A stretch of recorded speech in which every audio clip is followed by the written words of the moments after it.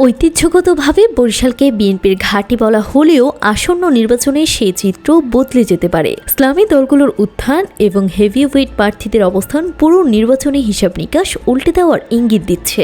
বরিশাল ১ এখানে বিএনপি প্রার্থী জহিরুদ্দিন স্বপন পরিচিত মুখ হলেও দলের অভ্যন্তরীণ কোন্দল তার জন্য শঙ্কার কারণ। অন্যদিকে জামায়াত প্রার্থী হাফিজ কামরুল ইসলাম খান সংগঠিত প্রচারণায় এগিয়ে আছেন। বরিশাল ২ ও ৩, উজিরপুর, বানারীপাড়া এবং বাবুগঞ্জ মুলাদি আসনেও বিএনপির মনোনয়ন জট আর স্ববিরোধী বক্তব্যের সুযোগে ইসলামী দলগুলো নিজেদের অবস্থান শক্ত করে নিয়েছে। বরিশাল ৪ এই আসনে দৃশ্যপট সম্পূর্ণ ভিন্ন।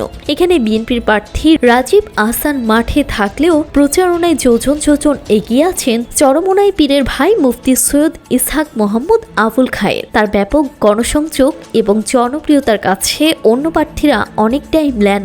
বরিশাল ৫ সবচেয়ে মর্যাদাপূর্ণ এই আসনে বিএনপির মুজিবুর রহমান সারোয়ারের বিপরীতে জামায়াতের অ্যাডভোকেট হেলাল শক্ত অবস্থানে রয়েছেন। বরিশাল ৬ এখানে লড়াইয়ের চিত্র পাল্টে দিয়েছেন ইসলামী আন্দোলন বাংলাদেশের নায়েবে আমির মুফতি সৈয়দ মোহাম্মদ ফয়জুল করিম। তার হেভিওয়েট প্রার্থিতা এবং গ্রাম ভিত্তিক শক্তিশালী নেটওয়ার্ক এই আসনে বিএনপির আবুল হোসেন খানকে বড় চ্যালেঞ্জের মুখে ফেলে দিয়েছে। সব মিলিয়ে মুফতি আবুল খায়ের এবং মুফতি ফয়জুল করিমের মতো নেতাদের সক্রিয় অবস্থান বরিশালের নির্বাচনী মাঠে বিএনপির একচ্ছত্র আধিপত্যে বড় ফাটল ধরিয়েছে।